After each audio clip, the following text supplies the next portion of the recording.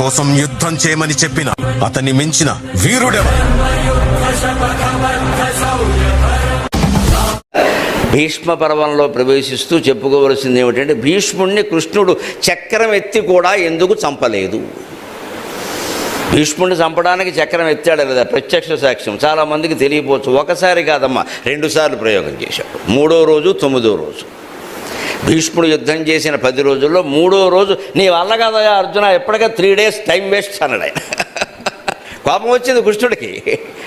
ఊరికే సంత పెద్ద వీరుడు అని చెబుతావు, జగదేక వీరుడు అన్నావు, ఊరికే ఎందుకు వచ్చిన గొడవ ఇదంతా, నీ యుద్ధం నేనే చేస్తే అంత కోపం వచ్చింది కృష్ణుడికి.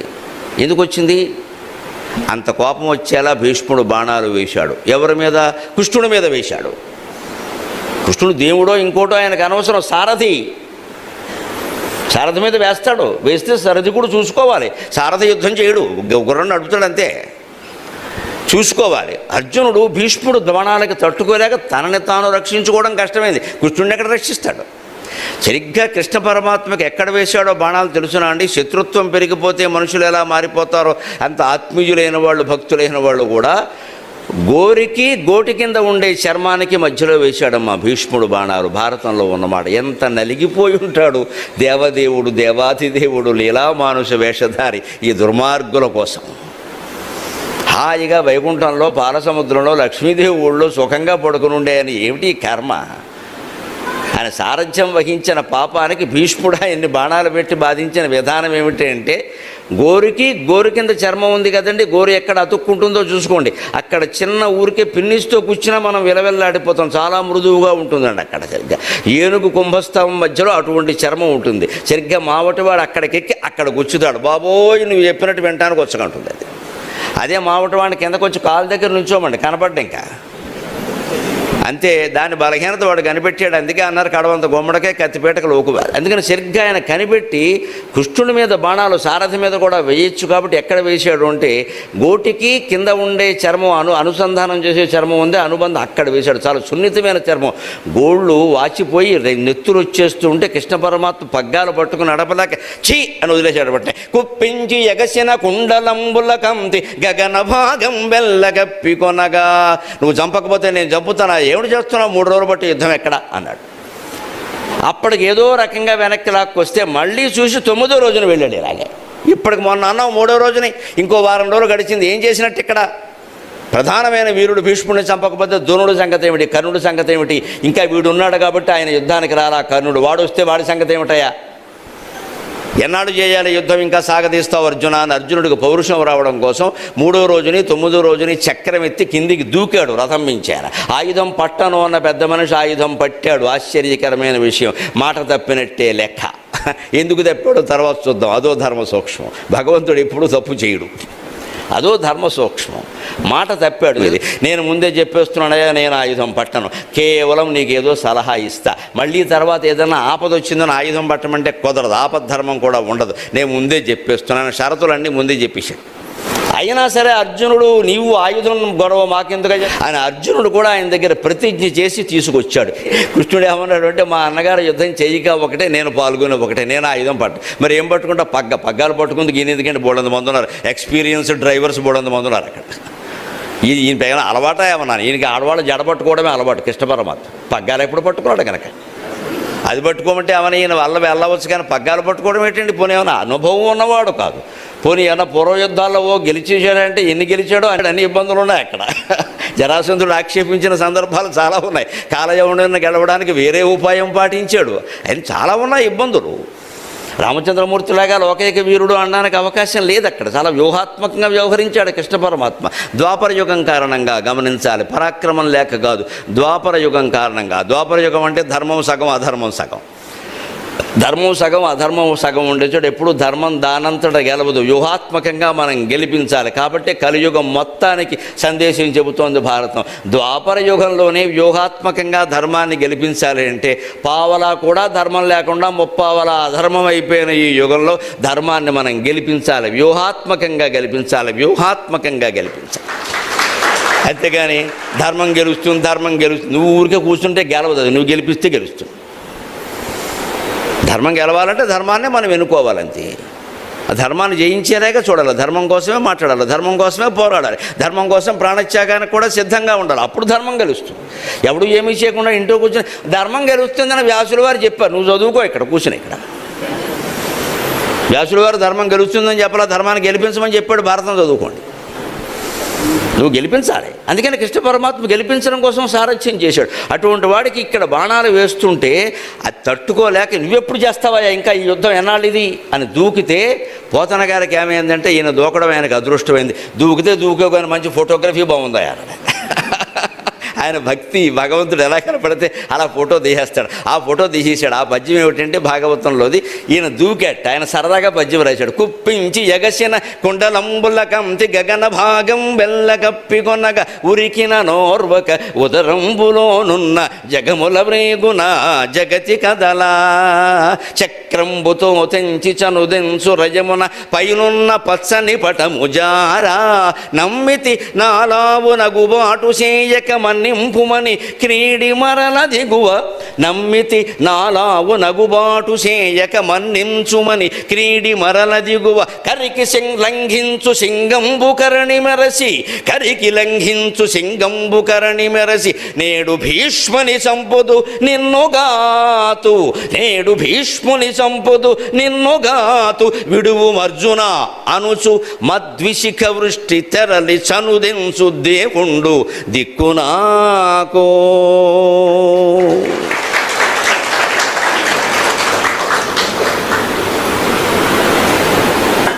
భీష్ముడు శత్రుపక్షంలో ఉన్న భయంకరంగా బాధపెట్టే యుద్ధం చేసినా దేవుడనే గౌరవం కూడా లేకుండా తాను నిరంతరం ఆరాధించి స్మరించే దేవుణ్ణి గాయపరిచిన, చక్రం ఎత్తి చంపడానికి కిందికి దూకిన అర్జునుడి విజ్ఞప్తి ప్రకారం వెనక్కి వెళ్ళలేదండి. అలాంటి వాడు కాదు పరమాత్మ. అర్జునుడి విజ్ఞప్తిని మన్నించి వెనక్కి వెళ్ళేవాడైతే అర్జునుడి విజ్ఞప్తిని మన్నించి ఆయుధం కూడా పట్టేవాడు ముందే. ఆయన పట్టదని చెప్పాడా? ఆయన ఉద్దేశం అది కాదు. ఇదే ఆత్మసిద్ధి. దానికి అసలైన రహస్యం, ధర్మ సూక్ష్మం, అతిలోక రహస్యం ఎక్కడుందంటే భాగవతం పద్యంలో ఉంది. ఆ చివరి 2 పాదాలు ఉన్నాయే, మద్విశిఖ వృష్టి తెరలి చనుదెంచు దేవుండు దిక్కు నాకు. నా బాణాల దెబ్బలకి తట్టుకోలేక నన్ను చంపడానికి వస్తున్న దేవాధి దేవుడున్నాడే, ఆ దేవుడు నాకు దిక్కు అన్నాడు. ఇది వినయమా అవినయమా? మనిషిలో కనపడిన అహంకారం అంటే ఇది. పద్యాలు పైపైన పాడుకుంటూ పోతే ఇవి కనపడవు, సూక్ష్మ బుద్ధితో చూస్తే కనపడతాయి. ఆ దేవుడు దిక్కు అంటున్నావు అంటే వినయమే కదా. నా బాణాల దెబ్బలకి తట్టుకోలేక అయిపోయింది. నువ్వు వినయమా అవినయమా? అనుమానం వచ్చింది ఇక్కడ. ఇది అనుమానం, ఇది కారణం. ఆయనకి ఇంకా లోపల ఉన్నది ఏమిటి అంటే, చూసావా ఎవడు దెబ్బలాడినా కృష్ణుడు చక్రం పట్ల ఎన్నింటికో శాంతం వహించాడు, ఎవరికో బాధ్యతలు అప్పగించాడు, నేను బాణాలు వేసేసరికి వచ్చేసాడు. ఇది అహం. ఈ అహం పూర్తిగా నశిస్తే తప్ప ఆత్మసిద్ధి కలగదు. ఆత్మసిద్ధి కలిగించాలి భీష్మ పితామహుడికి. ఆయనకు మళ్ళీ జన్మ ఉండద్దు, ఆయన మోక్షం పొందాలి అనేది కృష్ణ పరమాత్మ ఉద్దేశ్యం. ఇంకా నేను నా బాణాలు అనే గొడవ పోలేదు ఇక్కడ. అందుకని కృష్ణుడు ఎత్తిన చక్రాన్ని వెనక్కి తీసుకున్నాడు. చంపలేక చంపబోక, లేదా మాటకిచ్చాను కదా ఆయుధం పట్టనని. తర్వాత మళ్ళీ పత్రికల వారు మాట తప్పిన కృష్ణుడు మడమ తిప్పిన, చాలామంది తిప్పుతున్నారు, మడమేటి సర్వాంగాలు తిప్పుతున్నారు, చూడలేక చూస్తున్నాం ఇక్కడ. ఇది మాట తప్పడం కూడా సమస్య కాదు, పైగా మాట తప్పడం కూడా ధర్మ సూక్ష్మమే. ఎందుకోసం అంటే కౌంతేయ ప్రతిజానీహి నమే భక్త ప్రణశ్యతి అన్నాడు భగవద్గీతలో స్పష్టంగా. క్షిప్రం భవతి ధర్మాత్మాశశ్వచ్ఛాంతిం నగచ్చతి కౌంతేయ ప్రతిజానీహి నమే భక్త ప్రణశ్యతి పదోధ్యాయంలో చెప్పిన మాట చూసుకోండి. పరమాత్మ ఒక మనిషి ఉంటాడు, నువ్వు చెప్పినట్టే భగవద్గీత చదివి ఆధ్యాత్మిక సాధన చేస్తాడు, యోగాభ్యాసం చేస్తాడు, జపం చేస్తాడు, తపం చేస్తాడు, అన్నీ చేస్తాడు. వాడు మధ్యలో చచ్చిపోతే వాడి గతి ఏమిటని అడిగాడు. చాలా కీలకమైన ప్రశ్న, మనందరికీ ఉంటుంది. చేస్తాం ఇంకా ఏమిటో తెలవట్లేదు అనుకుంటా, ప్రాణం పోయిందనుకో, ఏమిటి వీడికి అది ఈ చేసింది అంతా పోయినట్టేనా? ఈ జన్మలో మనం ఎంఏ ఎంఫిల్ పీహెచ్డీ చేశామండి. తర్వాత వచ్చే జన్మలో వచ్చిన తర్వాత పుట్టాక నేను పీహెచ్డీ చేశాను, ఆ తర్వాత నేను చేస్తానంటే ఊరుకుంటారండి? మళ్ళీ ఎల్కేజీ దగ్గర నుంచి చదవాల్సిందే. నువ్వు పూర్వజన్మ నమ్ముతాడు, ఈ జన్మ చదువులేని అమ్మేలేవు ఇక్కడ. ఈ జన్మలో యూనివర్సిటీలు ఇచ్చిన డిగ్రీలే నమ్మేలా లేవు, నువ్వు పూర్వజన్మలో చదివానంటే ఎవడు ఒప్పుకుంటాడు. కానీ అధ్యాత్మ విద్యలో, వేదాంత విద్యలో, ప్రవచన విద్యలో గొప్పతనం ఏమిటో తెలుసు అమ్మ, ఇది కించిత్తు మీకు వంట పట్టినా సరే జన్మలు మీకు ఉపయోగపడుతుంది, జన్మలు ఉపయోగపడుతుంది. అందుకే అధ్యాత్మ విద్యానాం అన్నాడు. విభూతి యోగంలో విద్యలన్నింటిలోకి ఏ విద్య గొప్పది అంటే అధ్యాత్మ విద్య గొప్పది అన్నాడు. ఎందుకు దాని గొప్పతనం అంటే కొంచెం తెలుసుకున్నాం, మానేసాం, మళ్ళీ సంసారం వ్యామోహంలోనో వ్యాపారంలోనో పడ్డాం, పోడు ఏం పర్వాలా, కానీ ఇది నిన్ను వెంటాడుతుంది, తర్వాతైనా వస్తుంది, వచ్చే జన్మకైనా వస్తుంది, ఉత్తమ జన్మ కలిగిస్తుంది. అసలు ఈ వెంటాడవలసిన పని లేకుండా అదే నీ వెంటబడుతుంది. చేసిన సాధన ఎక్కడికి పోదు. స్వల్పమప్యస్య ధర్మస్య త్రాయతే మహతో భయాత్, అది కూడా భగవద్గీతలో మాటే. ధర్మాన కార్యం నువ్వు కొంచెమైనా చేయి, ఏమాత్రమైనా చేయి, 10 రూపాయలు ఇవి చాలు. త్యాగం చేయి, కొద్దిగా మాట సాయం చేయి. ఏం చేయలేకపోతే డబ్బులు లేవు, మాట సాయం చేయలేమండి. ఏదో చేయగలిగింది, ఏమి చేయకుండా కూర్చుంటామేంటి అలాగా. ఆ స్వల్పం చేసినా సరే త్రాయతే మహతో భయాత్, నీ జీవితంలో గొప్ప భయం ఏర్పడినప్పుడు నువ్వు ఇతరులకు చేసిన సాయం నిన్ను కాపాడుతుంది అని భగవద్గీత చెబుతాం స్పష్టంగా. దాన్ని మించిన వేదాంత గ్రంథం ఉంటుందా ప్రపంచంలో? అదే కృష్ణ పరమాత్మ ఇక్కడ చెప్పింది ఏమిటి అంటే, భగవద్గీత యుద్ధానికి ముందే చేసిన ప్రమాణం ఉందే, అర్జున ఒక్క మాట విను, అధ్యాత్మ సాధన చేసిన వాడు సాధన వృధా పోదు, వేరే ఏదన్నా పోవచ్చు. ఈ జన్మలో ఒలింపిక్ ఛాంపియన్ కావచ్చు ఏదో ఒక క్రీడారంగంలో, తర్వాత మళ్ళీ ఆయనకి కబడ్డీ ఆడడం కూడా రాకపోవచ్చు, వేరే విషయం. నేను పూర్వం ఒలింపిక్ అంటే నువ్వు చింతపెక్క తీసేయంటారు, బాగా అవన్నీ తెలియదంట. కానీ అధ్యాత్మ సాధన అలా కాదు. ఈ జన్మలో యోగాభ్యాసం చేశాం, శారీరకమైన ఆరోగ్యం, ఆనందం ఏదో సాధించాం, దేవుడు అనే మాట ఏదో కాస్త కదిలిస్తోంది మనసుని, జిజ్ఞాసువులుగా ఉన్నాం, మోక్షం పొందలేదు. కానీ ఆ జిజ్ఞాసువుగా మరణిస్తే తరువాత జన్మలో వాడు మోక్షానికి యోగ్యుడుగా ఉంటాడు. 12 ఏళ్లకే ఇంట్లోంచి వెళ్ళిపోయి మహాతపస్సు చేస్తాడు. రమణ మహర్షి అంతే ప్రత్యక్ష ఉదాహరణ. జిడ్డు కృష్ణమూర్తి గారంతే. వీళ్ళందరూ షిరిడీ సాయి కూడా కనిపించింది 12-13 ఏళ్ల వయస్సులో. ఆ యుక్త వయస్సు వచ్చేంతవరకు ఆయన ఎక్కడున్నాడో తెలియదు. మహాయోగుల చరిత్రలు మీరు గమనిస్తే 12 ఏళ్ల వయస్సులో విచిత్రమైన పరిణామాలు జరుగుతాయి. ఆడ మగ తేడా లేదు దీనికి. అతనికి జ్ఞానోదయం అవుతుంది అంతే, ఇంకెవరికి చెప్పడం వెళ్ళిపోతాడు అంతే. అక్కడ ఏదో పట్టింది మనస్సుకి. ఎందుకు పట్టిందంటే జన్మాంతర సంస్కారం. అలాగే ఈ అధ్యాత్మ జ్ఞానం వెంటాడుతుందయ్యా. అందుకని నమే భక్త ప్రణశ్యత, నా భక్తుడిని ఎప్పుడూ నష్టపోనివ్వను నేను అన్నాడు ఆయన. భీష్ముడు కృష్ణ భక్తుడు, ఆయన్ని నష్టపోనీయకుండా చూడాలి. ఈయన మీద కోపంతో ఆయన బాణాలు వెయ్యలేదు, ఆ మధ్యలో బాణాలు వేసి ఈయన్ని ఏడిపించడంలో ఆయన ఉద్దేశం ఏమిటి, నాకేమిటి కర్మ, నేనే పెళ్లి చేసుకుని పిల్లల్ని కనుంటే ఈ వెధవలందరూ లేరు కదా. అదే ఆయన బాధ. ఎంత సంతాపం అంటే భీష్ముడికి. పైగా ఆయన జన్మకో శాపం ఏమిటంటే పెళ్ళి పేరంటం లేదు, భార్య కష్టం చెప్పుకుందుకు భార్య లేదు, ఆయనకి తోడు నీడ లేదు. దుర్మార్గం చేసినా సన్మార్గం చేసినా పాండవులకి కౌరవులకి భార్యలు అందరూ ఉన్నారు, ఈయనకి ఎవరు ఉన్నారండి? ఆయన కన్న తల్లి గంగాదేవి, తండ్రి ఎప్పుడో వెళ్ళిపోయాడు. సరే ఆయన పెద్ద వ్యామోహి, ఆయన 60 ఏళ్ల వయసులో పెళ్లికి సిద్ధపడ్డాడు. ఆయన తండ్రిని చెప్పుకుంటే ఇబ్బంది, ఆయన పెళ్లి కోసం ఈయన పెళ్లి మానేయవలసి వచ్చింది. ఏం కర్మలు ఇవన్నీ! ఇంత చేసి త్యాగం చేస్తే ఆయన చేయకపోతే వీళ్ళు ఎవరు అవ్వరు కదా, అసలు ఆయనే అయ్యేవాడు కదా. ఇంత చేసి త్యాగం చేస్తే చివరికి ఈయన మునిమానవుడు వరస అయ్యే దుర్యోధనుడు రాజు అయ్యి వాడు చెప్పినట్టు ఈయన వినడమా? పైగా 9వ రోజు అండి, ఈ గోళ్ల దగ్గర బాణాలు వేసింది 3వ రోజు కాదమ్మా, 9వ రోజు. తట్టుకున్నాడు 8 రోజులు ఆయన.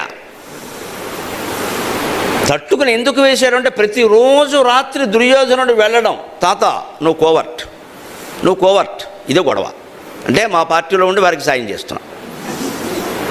సర్వ సైన్య అధ్యక్షుడు. ఆ సంగతి కూడా పక్కన అంటాడు. వీడి తండ్రి ధృతరాష్ట్రుడు, వాడి తండ్రి విచిత్ర వీర్యుడు, వాడి తండ్రి శంతనుడు. ఆ శంతనుడు కుమారుడు విచిత్ర వీరుడికి అన్నగారు ఆయన. తాతగారనే గౌరవమైనా ఉండాలి కదా. తాత నువ్వు ఎంతైనా వాళ్ళ పార్టీ. రోజు ఫోన్లో మాట్లాడుతున్నావు, స్మార్ట్ ఫోన్ చూశాను, వీడియో కాల్ కూడా చేస్తున్నావు. నిన్న ఒక ప్రధాన వీరుడు చచ్చిపోయాడు, నీ వల్ల చచ్చిపోయాడు, వాడికి చెప్పేశావు. ఇలా అనేస్తాడు వాడు. ఏం మాట్లాడు, వాడికి జయం కావాలంతే. అహంకారి అయినటువంటి నాయకుడు ఎలా ఉంటాడు, వాడు గెలవడమే వాడికి కావాలి. దేశం నాశనం అయిపోయినా వాడికి పట్టదు, నేను గెలవాలంతే. దుర్యోధనుడే దానికి ప్రత్యక్ష ఉదాహరణ. నేను గెలవాలి, ఎవడున్నాడు ఎవడు లేడు నాకు అనవసరం. వాడు ద్రోణుని లెక్క చేయడు, భీష్ముని లెక్క, అందరినీ గోకేసి వాడేసుకుంటాడు, తర్వాత మొత్తం అమ్మంటాడు. అదే దుర్యోధనుడు తత్వం. అందుకని భీష్ముడిని రోజు వచ్చి సంటేస్తున్నాడు. సాయంత్రం ఈ శిబిరానికి వెళ్ళేసరికి రావడం, నువ్వు కోవర్టు చచ్చిపోతాడయ్యా. జీవితం అంతా బ్రహ్మచర్యం పాటించాడు, సత్యనిష్ట ధర్మనిష్ట, చచ్చి చెడి పైగా 257 సంవత్సరాలు బతికాడు భీష్ముడు. ఇంత ఆయుర్దాయం దేనికి? ఆయన తండ్రిని అనుకున్నాడు, నువ్వు నాకు ఇచ్చింది వరమా శాపమా అని. భీష్ముడు కూడా ఇలాగే బాధపడి ఉంటాడు, వ్యాధుల వల్ల కాదు. ఎందుకు త్యాగం చేశాం? శ్రీరాముడి త్యాగం సఫలమైంది, నన్ను మన్నించండి, భీష్ముడి త్యాగం విఫలమైంది. కొన్ని త్యాగాలు అంతే అవుతాయి. మనం త్యాగం చేసినంత మాత్రాన అది సఫలం అవుతుందని లేదమ్మా. సఫలమయ్యే విధంగానే త్యాగం చేయాలి. త్యాగం చేసినా సఫలం కాదు అంటే చేయకపోవడమే మంచిది. స్వార్థపరుల చేతుల్లో ఆస్తులు పెట్టే కంటే చేయకపోవడమే మంచిది. లేదా అవి అమ్మేస్తే ఇంకెందుకండి ఇవన్నీ? శ్రీరాముడు త్యాగం 2 నెలల్లోనే సఫలమైంది. భరతుడు ససైన్యంగా కైక సహితంగా వచ్చి కాళ్ళ మీద పడ్డారు, రాజ్యానికి రమ్మని. బుద్ధి వచ్చింది వాళ్ళకి. భీష్ముడు చేసిన త్యాగం ఎక్కడ సఫలం కాలేదు, వృధా త్యాగం అయిపోయింది. ఆయన జీవితం పాడైంది. పైగా పెళ్లి మానేసినందుకు వీళ్ళకి త్యాగం చేయాల్సి వస్తే పెళ్లి చేసుకోలేదని అంబ కక్ష కట్టింది, దీనిల్లు బంగారంగాను. అదో పెద్ద కేసు. ఆవిడ ఎవరిని అనుకుంటే వాడు చేసేసుకోవలసింది. ఎవరినో ప్రేమిస్తుంది, వాడు కాదంటే ఇంకోటి ఉంటుంది, వాడు కాదంటే ఇంకోటి ఉంటుంది. మొత్తం అందరూ ఆవిడ వెనకాల పడాల్సింది. ఇదో అంబ ఇక్కడ. అది ఏకంగా చనిపోయి తపస్సు చేసి సెకండ్గా పుట్టి ద్రౌపదుడు ఇంట్లో పుట్టి సాధించింది. మొత్తం మీద భీష్ముడు పడ్డానికి కారణమైంది. అంటే ఒక్కొక్క కక్ష ఎన్ని జన్మలకు దారి తీస్తుందండి. అంబైనా సెకండైనా అర్జునుడైనా మనం చెప్పుకోవలసింది. అందుకే మనస్సులో ఎప్పుడు ఈ రాగద్వేషాలకు చోటు ఇవ్వకూడదు. క్రమంగా కక్షలు మానుకోవాలి. భీష్ముడు దాని గురించి నా తండ్రి నాకు ఇచ్చింది వరమా శాపమా, ఏం కర్మ ఇది, నువ్వు అనుకుంటే కానీ పోవన్నాడు. నాకు అనుకోవాలని అనిపించట్లా, ఏ జీవుడికి అనిపించదు. ఇన్ని బాధలు ఉండి కూడా భీష్ముడికి పోతే బాగుండి అనిపించలేదమ్మా. బతకాలని ఉంటుంది, సహజం. అదే పెట్టాడు ఇంకక్కడ తండ్రి. స్వచ్ఛంద మరణం అంటూనే అది వరమో శాపమో తండ్రి ఇచ్చినది. అంతకంటే మామూలుగా వదిలేసి ఉంటే మా నాన్నగారిలాగే భీష్ముడు కూడా 64 ఏళ్ళకి వెళ్ళిపోయి ఉంటే సుఖపడి ఎవడు గొడవ లేకుండా. ఎందుకు ఈ 257 సంవత్సరాలు కౌరవుల పక్షాన్ని యుద్ధం చేయడానికా? ఈ పాపాలన్నీ చూడడానికా? అది ఆయన బాధ. అందుకని దానికి ఎవరిని అడుగుతాడండి ప్రశ్న? దేవుణ్ణి అడుగుతాం కదా మనమేనా? దేవుడా నువ్వే దిక్కు, దేవుడా నువ్వే దిక్కు. కనీసం ప్రజలకి, అందున పేద ప్రజలకి నేను బాధపడేది ఏమిటి అంటే, సర్వసమానంగా సర్వదర్శనం ఏర్పాటు చేయి. ఎమ్మెల్యే ఎంపీ ఎవరైనా కానివ్వండి, ఉంటే లైన్లో నిలబడమనండి, పోతే పోమనండి. ఎవరైతే ఏంటండి, ఏమిటా భేదం ఇక్కడ దేవుడి దగ్గర? లైన్లో నిలబడమని లేకపోతే వెళ్ళమను. అర్జెంట్ పని ఉంటే వెళ్ళమను. దైవ దర్శనం కంటే వేరేది అర్జెంట్ అయితే వాడు దైవ దర్శనానికి పనికిరాడమ్మా ఖచ్చితంగా. వారు ఎవరైనా కానీ, ఎంత పెద్దవాళ్ళైనా కానీ రమ్మను బొమ్మను అంతే. లేకపోతే సెక్యూరిటీ కావాలి, మంచిది, దేవుడు రక్షిస్తాడని నమ్మకం ఉన్నవాడు రమ్మను, లేనివాడు బొమ్మనండి. అక్కడ తుపాకులే, అక్కడ పోలీసులే, అక్కడ సైన్యమే, అక్కడ పెద్ద మళ్ళీ విఐపి.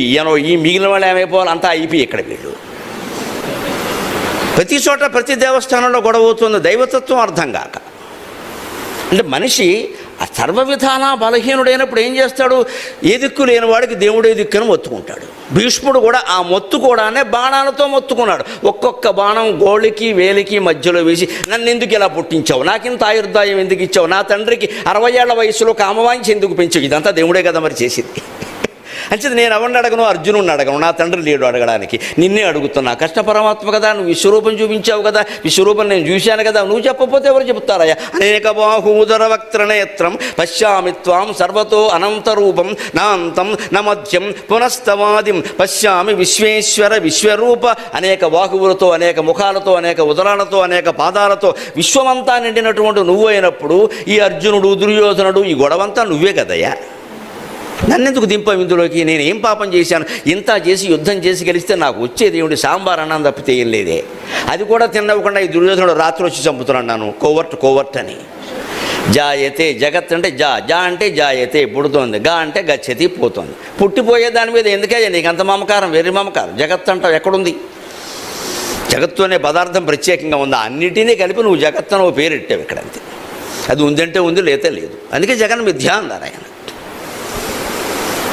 ఈ తత్వం ఇంకా పూర్తిగా తెలియక, అద్వైత సిద్ధి కలగక, ఆత్మసిద్ధి కలగక ఒళ్ళు మండి బాణాలు వేశాడు. ఆ బాణాలు ఆయన ఎలా వ్యక్తం చేశాడు?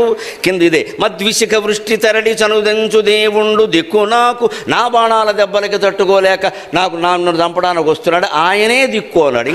నా బాణాల దెబ్బలకి తట్టుకోలేక అర్జునుడు పక్క యుద్ధం చేయమంటూనే వాడు సరిగ్గా చేయట్లేదు, నాకు సరిపోవడాన్ని గ్రహించి నన్ను చంపడానికి నా మీదకు వస్తున్నటువంటి దేవదేవుణ్ణి నేను మనస్సులో నిరంతరం స్మరిస్తున్నానంటే అంటే ఏమనాలి? This is called complexity. ఇంగ్లీష్లో చెప్పాలంటే this is called complexity of ideology. భావాలు సమ్మిశ్రమైపోయినాయి. ఈ సమ్మిశ్ర స్థితిలో ఉన్నవాడికి ఎప్పుడూ మోక్షం రాదు, మళ్ళీ జన్మ వస్తుంది. కాకపోతే ఉత్తమ జన్మ వస్తుంది. ఇలాంటి త్యాగాలు చేయకుండానే ఆయనకి సర్వకర్మ ఫలత్యాగం సిద్ధిస్తుంది. కానీ ఆగాల్సిందే కదా, ఈ శరీరం పోవాల్సిందే. అది కృష్ణుడికి ఇష్టం లేదు. తాతగారికి ఇంకా పట్టవలసింది పట్టలేదు, ఇంకా నేను నాది ఏదో ఈయన బాణాల దెబ్బలకి నేను భయపడి, సత్యభామ జడ దెబ్బకి నేను భయపడలా, ఈయన బాణాలకి నేను భయపడతానా? నేను కాళ్ళకి దండం పెట్టినట్టు వంగితే అదిగో నా మొగుడు నాకు కాళ్ళకి పెట్టేటింది, సాయంత్రానికి తీసుకెళ్ళి రుక్మిణీదేవి కాళ్ళ మీద పడేసాను బుద్ధి వచ్చేలాగా, మన సంగతి ఈయనకి ఏం తెలుసు అనుకున్నాడు. అంచేత ఈయనకి ఇంకా తెలియలేదు. అది కలగాలి అంటే ఆయన కొన్నాళ్ళు శయనించాలి. చిట్ట చివరికి విష్ణు సహస్రం చెప్పాలి. విశ్వం విష్ణుర్వషట్కారో భూత భవ్యభవత్ ప్రభు భూత కృద్భూత భృద్భావో భూతాత్మ భూతభావనక. ఇది కేవలం మామూలు స్తోత్రం అనుకోకుండా మా విష్ణు సహస్రం చెప్పాకే భీష్ముడికి కృష్ణుడు మోక్షం ఇచ్చాడు. ఆ చెప్పే స్థాయి కలిగించాడు, లేకపోతే ఇప్పుడే వేసేసేవాడు దెబ్బ. అందులో ఉన్నదంతా అద్వైతమే. కామః కామకృత్ కాంత కామః కామప్రద ప్రభు. కామః కోరికను హరించేవాడయనే, కామకృత్ కోరికను కలిగించేవాడయనే, కాంతః కోరిక చేత ఆకర్షింపబడే వస్తువు తీరే ప్రయోజనము ఆయనే. కామః కామకృత్ కాంతః కామ కామః కామప్రద ప్రభు. కామప్రద కోరిక తీర్చేవాడు ఆయనే, కోరిక ఆయనే, కోరిక తీర్చేవాడు ఆయనే, ఆ కోరిక చేత పొందబడే పదార్థము ఆయనే, ఆ కోరికను పోగొట్టేవాడు ఆయనే. అంతే, అంతా ఒక్కటే అని చెప్పడమేనా, ఇంకేదైనా ఉందా? అదే అద్వైతం. ఆ అద్వైత జ్ఞానం అక్కడికి కలిగింది ఆయనకి. అందుకే విష్ణు సహస్రంలో నామాల్లో ఎక్కువ భాగం ద్వంద్వాలు ఉంటాయి. సహస్రార్చి సప్త జిహ్వ సప్త యథా సప్తవాహన అమూర్తిరనకో అచింత్యో భయకృత్ భయనాశనక. భయకృత్ భయనాశనక, భయం కలిగించేవాడు ఆయనే, భయాన్ని నశింపజేసేవాడు ఆయన. ఇవాళ సత్కారం చేస్తూ ఉంటున్నారు కదా, అప్పుడు నేను ఏమనుకుంటానో తెలుసా మనస్సులో? సత్కర్త సత్కృత సాధు జన్నుర్నారాయణో నరక. సత్కర్త సత్కృత, సత్కారం చేసేటువంటి కార్యకర్తలు, సత్కరింపబడేటువంటి నేను రెండు నారాయణ స్వరూపమే. నేను అనే భావన లేకపోతే ఏ సుఖాలు అనుభవించినా పర్వాలేదు, ఏ దుఃఖాలు అనుభవించినా పర్వాలేదు. భగవద్గీతలో ఎంత విప్లవాత్మకంగా చెబుతాడంటే హత్వాపి సైమాన్ లోకాన్నాయం హంతి నహన్యతే అంటాడు. అర్థం గ్రహించడం చాలా కష్టం. వైరాగ్య భావంతో ఉన్నవాడు, నేను చేస్తున్నాననే భావన లేనివాడు, నిరంతరం బ్రహ్మజ్ఞానంలో ఆత్మనిష్టలో ఉన్నవాడు ఈ లోకం మొత్తం మీద ఆటంబాం వేసినా సరే వాడికి ఏ పాపము రాదన్నాడు. నాయం హంతి నహన్యతే, వాడు చంపినవాడు కాదు, లోకం పోయింది కాదు, ఇది ఒక మిథ్య అనే విషయం వాడు గ్రహించాడు అంతే అన్నాడు. లేదా మొత్తం లోకాన్ని అంతటా మూడో కనుతో మూడో కంటి మంటతో నాశనం చేసే శివుడు మరి కిరాతకుడు కాదా అని దేవుడిగా పూజిస్తున్నామే. చెయ్యాలంటే చేశాం. ఆయనకేం లేదు అందులో ప్రయోజనం కానీ కోరిక కానీ. ఆ వేదాంత తత్వం వంట పండించుకుంటే నువ్వేం చేసినా ఒకటే. ఆశ్చర్యకరమైన విషయం ఏంటంటే అంత వేదాంత తత్వం వంట పట్టాక వాడు తప్పెందుకు చేస్తాడండి? మంచి చేస్తాడు లోకానికి. ఒకవేళ వాడి వల్ల ప్రమాదవశాత్తోనో శాపవశాత్తోనో అవతల వాడి కర్మవశాత్తోనో ఏదైనా జరిగినా వాడికి సంబంధం. మహానుభావులైన మహర్షులు దుర్వాసుడు, విశ్వామిత్రుడు, అగస్త్యుడు లాంటి వాళ్ళు శాపాలు ఎందుకు ఇస్తారంటే వాళ్ళకేం ఉండదు లోపల, అవతల వాడి కర్మ అది. వీడి శాపం ఇవ్వకపోతే వాడికి ఏదో జరగదు, అక్కడ జరగాలి కాబట్టి వీడు కోపం వచ్చింది అంతే. ఆ కోపం నాది కాదు అనుకోగలిగితే చాలు. మన జీవితాల్లోనైనా అంతే. It is going on, I'm not doing. ఇది ఏంటంటే సారాంశం. అది జరుగుతోంది, నేను చేయడం లేదు. ఏం జరిగినా అది జరుగుతోంది, నేను చేయడం లేదు. ఈ కర్తృత్వ భావన లేకుండా పోవాలి. అది విష్ణు సహస్రం చెప్పినప్పుడు తప్ప కలగలేదు ఆయనకి. అందుకోసం భీష్మ వధలో ఆయన ప్రయత్నం చేసినా కానీ కృష్ణుడు ఎత్తిన చక్రాన్ని వెనక్కి తీసుకున్నాడు. మనం కూడా ఆత్మసిద్ధి కోసం ప్రయత్నం చేయాలి తప్ప జీవితం ఏదో సుఖంగా గడిస్తే చాలు, పోయేటప్పుడు సుఖంగా పోతే చాలు, జ్ఞాపకాలు ఏవి మనస్సులో ఉండడానికి వీల్లేదు. ఇంకొక రహస్యం, ఇంత భీష్ముణ్ణి ఆయన మరణం ఆయన్నే అడిగి చంపడం ధర్మమేనా? అది బలహీనత కాదా? తర్వాత పాండవుల మీద వచ్చిన ఆరోపణలో ఇది ప్రధానమైంది. వీళ్ళు వీరులా అసలు వీళ్ళు. అది ఏ రకంగా ధర్మం అవుతుంది అంటే ఎప్పుడు పరిస్థితులను బట్టి ఆధారపడి ఉంటుంది ధర్మం. ధర్మం ఎప్పుడు శాశ్వతంగా పుస్తకంలో రాసి ఇది ఇంతే ఇది ఇంతే అన్నట్టుగా ఉండదండి. పరిస్థితులను బట్టి ఆధారపడి ఉంటుంది. 9వ రోజు రాత్రి పాండవులు వెళ్ళి ధర్మరాజు నాయకత్వంలో కృష్ణుడు సహా వెళ్ళి భీష్ముడిని, అయ్యా మేము యుద్ధం చేస్తున్నాం, 10 రోజులైంది, ఏం తెమల్లా, ఏదో కొన్ని పెండింగ్ కేసులు పరిష్కారం అయ్యాయి కానీ పెద్ద ఫైల్స్ బయటికి రాలా, మీ దాంట్లోనూ రాలా, మా దాంట్లోనూ రాలా. 10 రోజులు భీష్ముడు యుద్ధం చేస్తే పాండవుల్లో చనిపోయిన ప్రధాన వీరుడు ఎవరో తెలుసా? ఉత్తర కుమారుడు. ఆయన ఎంత ప్రధాన వీరుడో విరాట పర్వం చదివితే అర్థమవుతుంది. విరాటుడు కుమారుడైన ఉత్తరుడు ఒక్కడు మాత్రమే చనిపోయాడు భీష్ముడు చేతుల్లో, ఇంకొకైతే ప్రధాన సైనికుడు చేతుల్లో. అంతకుమించి పాండవ సైన్యంలో ఎవరూ పోలేదు. నువ్వు 10 రోజులు యుద్ధం చేసావు, ఎవరిని చంపలేదు. ప్రధానమైన వాళ్ళని తుక్కు దోగరా పక్కనెట్టవయ్యా, ప్రధానమైన వాళ్ళని ఎవరిని చంపలా, మేము ఎవరిని చంపలం, ఎందుకు ఈ యుద్ధం, నువ్వు నాయకుడివి, అందుకని కాస్త ఉపాయం ఏదో చెప్పవయ్యా అని కృష్ణుడే పంపించాడు పనిగట్టుకున్న ధర్మరాజుని అడగమని. ధర్మరాజు అక్కడికేనాడు, బాబా ఇది ధర్మమేనా అన్నాడు. పేకాట ఆడడం ధర్మమేనా అన్నాడు. పట్టుకున్నాడు ఆయన గట్టిగా. ప్యాకెట్ ఆడడం ధర్మమేనా, తమ్ముళ్ళని ప్యాకెట్లో పెట్టడం ధర్మమేనా, పెళ్ళాన్ని ప్యాకెట్లో పెట్టడం ధర్మమే, అది ధర్మం అయినప్పుడు ఇది ధర్మమే, పద బస్సు ఎక్కి ముందు టికెట్ కొనుక్కోవాలని. అది చేసే పనులు చేసేసి తర్వాత ధర్మమేనా అంటే ఎలాగండి? ఆ పరిణామాలు వచ్చినప్పుడు ఏది ధర్మమో అది చేయాలి. మట్ల చేసేసి నేను జైలుకి వెళ్ళడం నాకు ఇష్టం లేదంటే మరి చేసే ముందు నిర్ణయించుకోవాలి. అక్కడ నీకు ఇష్టం లేదంటే అలాగా మూసేవాడిని మూసేస్తారు. అది చేసే ముందు నిర్ణయించుకో. చేసేవన్నీ చేసేసి ఇప్పుడేమో అది ధర్మమా, ఇది నేను యుద్ధనీతి ఒక్కటి పాటిస్తే అసలు నీతి ఏమైంది? యుద్ధనీతి ఒక్కటేరా. అందుకని కౌరవుల మీద పాండవుల మీద ఉండే ప్రధాన ఆరోపణలు అంటే యుద్ధనీతి గురించి, అసలు నీతి గురించి కాదు. అసలు నీతి లేని వాళ్ళని చంపడానికి యుద్ధనీతి పాటించవలసిన అవసరం లేదు అని భారతం చెబుతోంది. ఇది ధర్మ సూక్ష్మం, ఇది ధర్మ సూక్ష్మం. కలియుగంలో ఇదే ధర్మం. అవతలవాడు దుర్మార్గుడైతే దుర్మార్గుడిని చంపడానికి దుర్మార్గపు వ్యూహాలే రచించవలసి ఉంటుంది. ఉగ్రవాదుల్ని దా బాబు నిన్ను చంపుతా అంటే ఎవడు రాడమ్మ, చాటి నుంచే వేసేయాలి. వాడు చాటి నుంచే వేస్తాడు జనాన్ని. మనము అంతే, ప్రభుత్వమైనా అంతే. కనిపించిన వాడిని కనిపించినట్టు ఎన్కౌంటర్ చేసేవలసిందే. దాని మీద విచారణలు ఉండకూడదు. ఇంకా ఉంటే బోర్డు గొడవలు అవుతాయి. ఏం చేయలేరు, పోలీసులు కూడా ఏం చేయలేరు. దానికి భారతం స్పష్టమైన సమాధానం చెప్పింది. అందుకనే భీష్ముడు ఎందుకు వెళ్ళారు అంటే పైగా వీళ్ళు వెళ్ళలేదండి, అందులో భీష్ముడే ప్రేరేపించాడు ఆ విషయానికి. 9వ రోజు యుద్ధం మూల భారతంలో ఉన్నది చదివితే శ్రీకృష్ణుడు కూడా చక్రమెత్తి వెనక్కి వచ్చేశాక ఆయన భీష్ముడు తన రథాన్ని ధర్మరాజు దగ్గరికి పోనీయమంటాడు. సమీపంగా చంపడానికి కాదు, చెవులో చెప్పడానికి. అప్పుడు మరి బ్లూటూత్ ఇవన్నీ ఇయర్ బ్యాండ్స్ ఇవన్నీ లేవు కదా, అందుకని ధర్మరాజు దగ్గరికి పోనీ అంటాడు. ధర్మరాజు దగ్గరగా రథం వెళ్ళేసరికి ఆయన వణుకుతున్నాడు, వేసేస్తాడేమో కొంప తీశాను. వచ్చిగో చెవులో నోరు పెట్టి ఏంటిది సంత, ఆ సెకండ్ని ముందెట్టుకోండి, ఏమి సంత ఇది, నా మాట విను, వేసే అర్జునుడికి చెప్పు, నువ్వు వేయలేవులే చెప్పు, ఉన్నాడు కదా నా కోసం పుట్టాడు వాడు, నా కర్మ పని పెట్టుకోండి ముందు, అర్జునుడి వెనకాల నుంచి ఏమో నేనే చెబుతున్నాను కదా చేసేయండి అన్నాడు. ఈ మాట ధర్మరాజు రాత్రి శిబిరంలో చెప్పాక మాత్రమే కృష్ణ పరమాత్మ మీరు వెళ్ళండి అన్నాడు. ఇప్పుడు ఎవరు ప్రేరేపించారో మీరే నిర్ణయించండి. అన్నీ దొరికాడు కదా అని కృష్ణ పరమాత్మ మీరు తోసేద్దండి. మేమంతా కృష్ణుడు ఏజెంట్లం, ప్రవచనకర్తలం, మేము ఒప్పుకోం. మాకు దేవుడు చాలా ముఖ్యం, దేవుడిని అంటే మేము ఊరుకోం. ధర్మరాజును దుర్యోధనుడు ఎవరిని అనుకున్నా పర్వాలేదు, రాముడు కృష్ణుడు అంటే మేము ఊరుకోం. సమాధానాలు మా దగ్గర సిద్ధంగా ఉంటాయి, గ్రంథాలు చదివాం కాబట్టి. కృష్ణుడు ప్రేరేపించలేదు పనికి. ధర్మరాజు వచ్చి నాకు భీష్ముడు ఇలా చెప్పాడు అని, మన బాబా ఇంకేంటే మన పాట పండితులే అన్నాడు. ఆయనే చెప్పాడు కదా, అంటే ఇంకో మార్గం లేదు. ఎప్పుడు ధర్మం ఎలా ఉంటుంది అంటే ఇంకో మార్గం లేనప్పుడు ఏది మార్గమో అదే ధర్మం, అది దుర్మార్గం అయినా సరే ఇంకో మార్గం లేదు అక్కడ.